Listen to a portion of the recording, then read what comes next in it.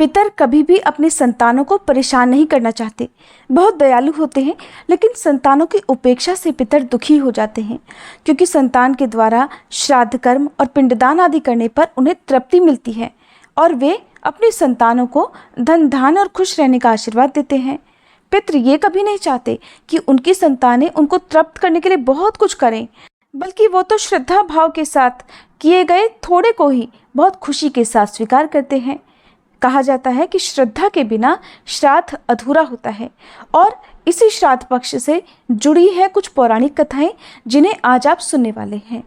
पिंडदान और श्राद्ध तर्पण क्यों जरूरी है, या फिर हमें अपने कर्मों का किस प्रकार फल भोगना पड़ता है, अगर आप इस बारे में विस्तार पूर्वक जानना चाहते हो तो हमारे चैनल पर अभी भादो मास महात्म्य के अध्याय 28, 29 और 30 में सुनी गई कथाओं को आप जरूर सुनिएगा, जिसमें बहुत ही विस्तार से इस बारे में वर्णन किया गया है।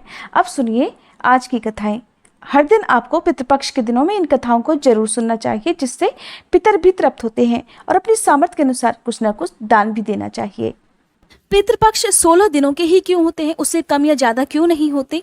तो इसके बारे में जो सबसे प्रचलित कथा है वो महाभारत काल से जुड़ी है, और सारी कथाएं घूम फिर कर इसी बात पर आ जाती हैं कि जीवन में दान करने का कितना बड़ा महत्व है। कितने से बड़ा पापी क्यों ना हो, अगर उसने अपने जीवन में अपने पापों का प्रायश्चित करते हुए दान कर लिया, और दानों में भी सबसे श्रेष्ठ है अन्न का दान। यदि दान अपने जीवन में कर लिया तो बड़े से बड़ा पाप भी अंत में नष्ट हो जाता है।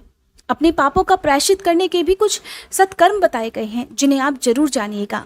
महाभारत में एक ऐसा प्रसंग आता है कि मृत्यु के बाद दानवीर कर्ण को, जिसने अपने सारे जीवन में दान किया और जो अपनी दान वीरता के लिए ही जाना जाता था, उसे सब कुछ दान करने के बाद भी चित्रगुप्त ने मोक्ष देने से इनकार कर दिया था। उन दानवीर कर्ण को, जो कि सदा अपने जीवन में दान ही देते आए थे, जिन्हें दान वीरता के लिए ही जाना जाता था, जब इतना दान करने के बाद भी उन्हें मोक्ष देने से इनकार कर दिया गया, तब कर्ण ने चित्रगुप्त से कहा कि मैंने तो अपनी सारी संपदा दान पुण्य में ही समर्पित कर दी, यहाँ तक कि मैंने अपने प्राणों की रक्षा करने वाले कवच और कुंडल भी दान में दे दिए। फिर हे चित्रगुप्त, मुझ पर यह कैसा ऋण शेष रह गया? तब चित्रगुप्त ने उन्हें बतलाया कि राजन, आपने देव ऋण और ऋषि ऋण तो चुका दिया, अब आप पर पितृ ऋण शेष है। आपको मैं बता दूं कि 3 ऋण हमें जीवन में चुकाने ही होते हैं, जिनमें से यदि एक ऋण भी शेष रह गया तो उसके बदले मोक्ष कभी नहीं मिल सकता, और ये तीनों ऋण एक मनुष्य को हमेशा अपने जीवन काल में चुकाने ही चाहिए। तब चित्रगुप्त ने दानवीर कर्ण से कहा कि हे राजन, आपने ये दोनों ऋण तो चुकता कर दिए, अब आप पर पितृ ऋण बचा हुआ है। आपने अपने पूरे जीवन में संपदा और सोने का ही दान किया, कभी अन्न का दान नहीं किया। जब तक आप इस ऋण को नहीं उतारते हैं, आपको मोक्ष नहीं मिल सकता। आपने कभी भी अपने पितरों के प्रति श्राद्ध, दान, तर्पण आदि नहीं किया। तब कर्ण ने चित्रगुप्त से कहा कि उन्हें ये ज्ञात नहीं था कि उनके पूर्वज कौन थे, इसी कारण वे कभी उन्हें कुछ दान ही नहीं कर सके। तब चित्रगुप्त ने उन्हें उनकी गलती सुधारने का अवसर दिया और 16 दिनों के लिए पृथ्वी पर वापस भेजा, जहां उन्होंने अपने पूर्वजों को याद करते हुए उनका श्राद्ध कर उन्हें आहार दान किया, तर्पण किया, और इन्हीं 16 दिन की अवधि को पितृपक्ष कहा गया। यही कारण है कि केवल साल भर में इन्हीं 16 दिन की अवधि में अपने पितरों को याद करते हुए उनके नाम से जलांजलि, पिंडदान, श्राद्ध, तर्पण आदि कर्म किए जाते हैं। वैसे तो अमावस्या का दिन भी पितरों को ही समर्पित होता है, लेकिन विशेष रूप से ऐसी ही मान्यता है कि इन 16 दिनों में यदि पितरों के नाम से दान पुण्य आदि कर दिए जाए तो यमलोक में या नरक लोक में, स्वर्गलोक में गए हुए पितरों की आत्मा को मोक्ष मिल जाता है। श्राद्ध पक्ष की एक और कथा के अनुसार जोगे और भोगे 2 भाई थे। दोनों अलग अलग रहा करते थे। जोगे धनी था और भोगे निर्धन, लेकिन फिर भी दोनों में बड़ा प्रेम था। जोगे की पत्नी को धन का बड़ा अभिमान था, लेकिन भोगे की पत्नी बहुत सरल स्वभाव की थी। पितृपक्ष आने पर जोगे की पत्नी ने उससे पितरों का श्राद्ध करने के लिए कहा, तो जोगे इसे बेकार का काम समझकर टालने का प्रयास करने लगा। किंतु उसकी पत्नी समझती थी कि अगर ऐसा नहीं करेंगे तो लोग बहुत बातें बनाएंगे। फिर उसे अपने मायके वालों को दावत पर बुलाने का और अपनी शान दिखाने का ये उचित अवसर भी जान पड़ा। तो वह अपने पति से बोली कि आप शायद मेरी परेशानी के कारण ऐसा कह रहे हैं, किंतु मुझे इसमें कोई भी परेशानी नहीं होगी। मैं काम करने के लिए भोगे की पत्नी को बुला लूंगी और हम दोनों मिलकर सारा काम भी कर लेंगी। फिर उसने जोगे को अपने पीहर अपने न्योता देने के लिए भेज दिया। दूसरे दिन उसके बुलाने पर भोगे की पत्नी सुबह सवेरे आकर काम में जुट गई। उसने रसोई तैयार की, तरह तरह के पकवान बनाए, फिर सभी काम निपटाकर अपने घर आ गई। आखिरकार उसे भी तो अपने पितरों का श्राद्ध तर्पण करना था। इस अवसर पर न जोगे की पत्नी ने उसे रोका, न वह रुकी। जल्दी ही दोपहर हो गई। पितर भूमि पर उतरे। जोगे भोगे के पितर पहले जोगे के यहाँ गए तो क्या देखते हैं कि उसके ससुराल वाले वहां पर पहले से ही भोजन करने में जुटे हुए हैं। निराश होकर वे भोगे के यहाँ गए। वहां जाकर देखा तो वहां क्या था, मात्र पितरों के नाम पर अग्यारी दी गई थी।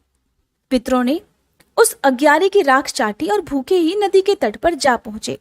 क्योंकि भोगे के यहाँ धन का अभाव था, वह ढेर सारे अन्न पकवान नहीं बना सकते थे। थोड़ी ही देर बाद सारे पितर इकट्ठे हो गए और अपने अपने यहाँ के श्राद्धों की और अपने वंशजों की बढ़ाई करने लगे। जोगे भोगे के पितरों ने भी अपनी आप बीती सुनाई। फिर वे सोचने लगे कि अगर भोगे सामर्थ्यवान होता तो शायद उन्हें भूखा न रहना पड़ता, मगर भोगे के घर में तो 2 जून की रोटी भी खाने को नहीं थी। यही सब सोचकर उन्हें भोगे पर दया आ गई। अचानक वे नाच नाच कर गाने लगे कि भोगे के घर धन हो जाए, भोगे के घर धन हो जाए। शाम होने को हुई। भोगे के बच्चों को उस दिन खाने को कुछ भी नहीं मिला था। उन्होंने माँ से कहा कि माँ, भूख लगी है। तब उन्हें टालने की गरज से भोगे की पत्नी कहने लगी, जाओ बच्चों, आंगन में हौदी औंधी रखी हुई है, उसे जाकर खोल लो और जो कुछ मिले मिलजुल कर बांट कर खा लेना। बच्चे वहां पहुंचे तो क्या देखते हैं कि हौदी तो मोहरों से भरी पड़ी है। वे दौड़े दौड़े माँ के पास पहुंचे और सारी बात बताई। आंगन में आकर भोगे की पत्नी ने ये सब देखा तो वो भी हैरान रह गई। इस प्रकार पितरों की कृपा से भोगे भी धनी हो गया, मगर धन पाकर भी वह घमंडी नहीं हुआ। बल्कि दूसरे साल का जब पितृपक्ष आया तो श्राद्ध के दिन भोगे की पत्नी ने 56 तरह के व्यंजन बनाए, ब्राह्मणों को बुलाकर श्राद्ध किया, भोजन करवाया, दान दक्षिणा दी, जेठ जेठानी को सोने चांदी के बर्तनों में भोजन कराया और इससे पितर बड़े प्रसन्न और तृप्त हुए। अब आपको सुनाते हैं रामायण में वर्णित माता सीता द्वारा पिंडदान देने की कहानी। रामायण में माता सीता द्वारा पिंडदान देकर राजा दशरथ की आत्मा को मोक्ष मिलने का संदर्भ आपने सुना होगा। वनवास के समय भगवान राम, लक्ष्मण जी और सीता जी पितृपक्ष के दौरान श्राद्ध करने के लिए गया धाम पहुंचे। वहां श्राद्ध कर्म करने के लिए आवश्यक सामग्री जुटाने के लिए राम और लक्ष्मण जी नगर की ओर चल दिए। उधर दोपहर हो गई। पिंडदान का मुहूर्त निकला जा रहा था और सीता जी की व्याकुलता बढ़ती जा रही थी। तभी दशरथ जी की आत्मा ने आकर सीता जी से पिंडदान की मांग कर दी। गया जी के आगे फल्गु नदी पर अकेली सीता जी बड़ी असमंजस में पड़ गई। उन्होंने फल्गु नदी के साथ वटवृक्ष, केतकी के फूल और गाय को साक्षी मानकर बालू का पिंड बनाकर स्वर्गीय राजा दशरथ के निमित्त पिंडदान दे दिया। थोड़ी ही देर बाद भगवान श्री राम और लक्ष्मण जी लौटे तो उन्होंने कहा कि समय निकल जाने के कारण मैंने स्वयं ही पिताजी का पिंडदान कर दिया है। बिना सामग्री के पिंडदान कैसे हो सकता है, ये सोचकर भगवान श्री राम ने सीता जी से इस बात का प्रमाण मांगा। तब सीता जी कहने लगी, हे स्वामी, मैं बिल्कुल सत्य कह रही हूँ कि मैंने पिंडदान कर दिया है। अगर आपको विश्वास ना हो तो आप फल्गु नदी की रेत, केतकी के फूल, गाय और वटवृक्ष से पूछ सकते हैं। इन्हीं के सामने मैंने श्राद्ध कर्म की गवाही इनसे दिलवाई थी। लेकिन फल्गु नदी, गाय और केतकी के फूल तीनों ही इस बात से मुकर गए। सिर्फ वटवृक्ष ने ही सही बात की। तब सीता जी ने राजा दशरथ का ध्यान करके उनसे ही गवाही देने की प्रार्थना की। दशरथ जी ने सीता जी की प्रार्थना स्वीकार की और घोषणा की कि ऐन समय पर सीता ने ही मुझे पिंडदान किया है। तब कहीं जाकर श्री राम आश्वस्त हुए, लेकिन तीनों गवाहों द्वारा झूठ बोलने पर सीता जी ने क्रोधित होकर उन्हें श्राप दे डाला कि फल्गु नदी जा, तो सिर्फ नाम की नदी रहेगी, तुझमें पानी नहीं रहेगा। इस कारण कहा जाता है कि आज भी गया जी में फल्गु नदी सूखी ही रहती है। और गाय को श्राप दिया कि तू पूजनी होकर भी लोगों का जूठा खाएगी। और केतकी के फूल को श्राप दिया कि झूठी गवाही देने के कारण तुझे पूजा में कभी नहीं चढ़ाया जाएगा। वट वृक्ष को सीता जी का आशीर्वाद मिला कि उसे लंबी आयु प्राप्त होगी और वह दूसरों को छाया प्रदान करेगा तथा पतिव्रता स्त्री तेरा ध्यान करके अपने पति की दीर्घायु की कामना करेगी। यही कारण है कि गौमाता को आज भी जूठा खाना पड़ता है। केतकी के फूल को पूजा पाठ में वर्जित रखा गया है और फल्गु नदी के तट पर सीता कुंड में पानी के अभाव में आज भी सिर्फ बालू या रेत से पिंडदान दिया जाता है। एक और कथा के अनुसार एक समय की बात है, दो भाई बहन थे। दोनों का विवाह हो चुका था और दोनों के दो दो बेटे थे। बहन विधवा हो चुकी थी और अपने भाई के घर में रहती थी। इस बात से उसकी भाभी बहुत नाराज रहती थी। ऐसे ही पितृपक्ष आया तो भाई कहने लगा कि मैं पितरों के तर्पण और पिंडदान के लिए गंगा जी जा रहा हूँ। ऐसा कहकर वह गंगा जी के लिए चला गया। भाई के जाते ही इधर भाभी ने बाहर खेत में ननद और उसके बच्चों के लिए झोपड़ी डलवा दी। अपने बच्चों के साथ अब ननद झोपड़ी में रहने लगी। सुबह शाम भाई के घर जाकर घर का सारा काम कराती थी। बदले में भाभी बचा खुचा उसे खाने को दे देती थी। जब भी वह भाभी के घर से आती तो आटा छानने वाला कपड़ा अपने साथ ले आती थी। घर आकर उस आटे में सने कपड़े को पानी में घोलकर चूल्हे पर चढ़ाकर पकाकर बच्चों को दे देती और कहती, खीर है खा लो। ऐसे ही समय बीतने लगा। एक बार भाभी ने उसे एक कपड़ा ले जाते देख लिया तो बोली, बाई जी, आटा छानने का कपड़ा कहाँ ले जा रही हो? इसे यहीं छोड़कर जाया करो। उसने वैसा ही किया। उस दिन भाभी ने उसे बचा खुचा भोजन भी नहीं दिया और बोली, कल आपकी माँ का श्राद्ध है, बिना बुलाए तो आना मत। और हाँ, आंगन में लगा ये पीपल का पेड़ अगर अपनी जगह से हिले तो आ जाना।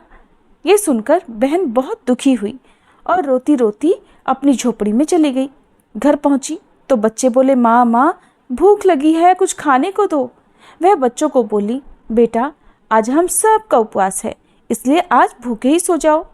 अगले दिन बच्चे बोले, माँ, मामी ने कहा था कि आज तो नानी का श्राद्ध है, तो चलो वहाँ चलते हैं। तो वह बोली, बेटा, मामी ने कहा था कि आंगन का पीपल का पेड़ अगर अपनी जगह से हिले तो आ जाना। तुम बताओ, कभी पेड़ हिलता है? पत्ते हिलते हैं, टहनियाँ हिलती हैं, कभी पेड़ को हिलते देखा है? उसने बच्चों को समझाया कि बच्चों, बिना बुलाए कहीं नहीं जाना चाहिए। शाम हुई तो उसके भतीजे आए और बोले, बुआ, माँ ने भोजन भेजा है। उसने देखा तो भोजन के नाम पर 2 सूखी रोटियों के ऊपर थोड़े से चावल रखे थे। ये देखकर उसे बहुत क्रोध आया और अपने बच्चों से बोली कि इसे झोपड़ी के ऊपर फेंक दो। और वह भूखे ही अपने बच्चों को लेकर सो गई। सारी रात गंगा माँ को याद करती रही और बोली, हे गंगे माँ, मेरे भाई की रक्षा करना, वो हमारी रक्षा करेगा। अगले दिन भाभी आई और बोली, बाई जी, कल तुम्हारे पिता का श्राद्ध है, बिना बुलाए आना मत, लेकिन आंगन का पीपल का पेड़ हिले तो आ जाना। अगले दिन भी वो भाभी के घर नहीं गई। शाम को फिर उसके भतीजे आए और 2 सूखी रोटियां चावल के साथ दे गए। उसने फिर से वह सूखी रोटियां और चावल झोपड़ी के ऊपर फेंक दिए और भूखे ही बच्चों को लेकर सो गई। सारी रात रोती रही और माँ गंगा से प्रार्थना करती रही। इसी तरह पितृपक्ष के 16 दिन बीत गए और उसका भाई वापस आया तो उसने देखा उसके घर के आंगन में कीचड़ ही कीचड़ भरा है। वो अपनी पत्नी से पूछने लगा, ये कैसा कीचड़ है? मेरी बहन और भांजे कहाँ हैं? तो उसकी पत्नी बोली, श्राद्ध के पूरे 16 दिनों तक मैंने तुम्हारी बहन और भांजों के पैर कच्चे दूध से धोए हैं, इसीलिए यहाँ कीचड़ हो रही है। तुम्हारे पीछे से मैंने उनकी खूब सेवा की है, खीर पूड़ी खिलाई, फिर भी वो मुझसे नाराज होकर खेत में झोपड़ी डालकर रह रही है। भाई खेत पर पहुंचा तो वह देखता है कि वहाँ तो कोई झोपड़ी ही नहीं थी, बल्कि वहाँ तो एक आलीशान महल बना हुआ था, जिसके आंगन में उसके भतीजे खेल रहे थे। उसने जाकर अपनी बहन से कहा, बहन, ये सब क्या है? तब उसने अपने भाई को सारी बात बताई और बोली, भाई, जो तेरे आंगन में कीचड़ है वो कच्चे दूध से नहीं, बल्कि भाभी के व्यवहार से, जो मैं दिन रात रोती थी, उन आंसुओं का कीचड़ है। माता पिता के श्राद्ध पर भाभी ने कहा कि पीपल का पेड़ हिले तो आ जाना, बिना बुलाए मत आना। पीपल का पेड़ तो हिला नहीं, इसलिए हम भी नहीं गए और शाम को उन्होंने रोज 2 रोटी और चावल भिजवा दिए, जिससे गुस्से में मैंने झोपड़ी के ऊपर फेंक दिया। माता पिता के आशीर्वाद तेरे साथ और माँ गंगा की कृपा से ये सूखी रोटियां सोने में और चावल हीरे मोतियों में बदल गई, जिसके प्रभाव से ही ये सब हुआ है। भाई ने अपनी बहन से अपनी पत्नी की गलती की माफ़ी मांगी और घर चलने को कहा। तब बहन बोली, भाई, गंगा मैया ने तेरी रक्षा की और तू हमारी रक्षा करेगा, लेकिन अब हम यहीं रहेंगे। ये सुनकर भाई ने अपने माता पिता को याद किया और बोला, मेरे पितरों ने जैसे मेरी बहन और भांजों की रक्षा की, उनके दुख काटे, वैसे सबके काटना, सबकी रक्षा करना। कहानी को कहने वाले, सुनने वाले और हुंकार भरने वाले सब पर कृपा करना। भाद्रपद महीने की पूर्णिमा से लेकर आश्विन मास के कृष्ण पक्ष की अमावस्या तक 16 दिनों को पितृपक्ष, कनागत और श्राद्ध पक्ष के नाम से जाना जाता है। पितर का अर्थ होता है पालन या रक्षा करने वाला, और इस समय पितृ यमलोक से आकर अपने परिवारों के सदस्यों के घर में वास करते हैं। 16 दिन अपना अपना भाग लेकर पितर ब्रह्मांडी ऊर्जा के साथ वापस चले जाते हैं। इस प्रकार व्यक्ति अपने पितृ ऋण से मुक्त हो जाता है। ब्रह्मांड में दक्षिण दिशा में स्थित पितृलोक में वास करने वाले पितृ श्रद्धा और भाव के भूखे होते हैं। श्राद्ध पक्ष में अगर कुछ भी पास में ना हो, कुछ भी सामर्थ्य ना हो, तो दोपहर के समय दक्षिण दिशा की ओर मुंह करके जल का यदि दान भी दे दिया जाए तो पितर उससे ही तृप्त हो जाते हैं। श्राद्ध का अर्थ अपने देवताओं, पितरों, परिवार और वंश के प्रति श्रद्धा प्रकट करना होता है। जब परिवारजन अपने शरीर को छोड़कर चले जाते हैं तो वो चाहे किसी भी रूप में या फिर किसी भी लोक में हो, श्राद्ध पक्ष के समय अपनी तिथि पर पृथ्वी पर जरूर आते हैं। उनकी तृप्ति के लिए श्रद्धा के साथ जो शुभ संकल्प और तर्पण किया जाता है उसे हमारे पितर सूक्ष्म रूप में आकर अवश्य ही ग्रहण करते हैं। अपनी तिथि के दिन हमारे पितर सवेरे सूर्य की किरणों पर सवार होकर आते हैं। वे अपने पुत्र, पौत्र या अपने वंशजों से अपेक्षा करते हैं कि वे उन्हें अन्न जल प्रदान करें, ब्राह्मणों को भोजन कराएं और पितृ जल देने से वे 1 वर्ष के लिए तृप्त हो जाते हैं। इन 16 दिनों में ना कोई शुभ कार्य किया जाता है, ना ही कोई नई वस्तु खरीदी जाती है। पितरों की शांति के लिए वैसे तो श्राद्ध पक्ष में पिंडदान, जल, तर्पण आदि कार्य किए जाते हैं, लेकिन इन 16 दिनों में नियमित रूप से भगवत कथा का रसपान करने, भगवत गीता का पाठ करने, गरुड़ पुराण की कथाएं पढ़ने और सुनने से भी पितरों की आत्मा को मोक्ष मिल जाता है। पितरों के नाम से कुछ न कुछ दान अवश्य करें।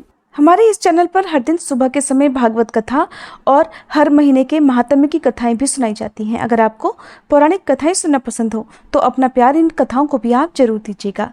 आज की ये वीडियो और कथाएं आपको अच्छी लगी हो तो वीडियो को लाइक करना मत भूलिएगा।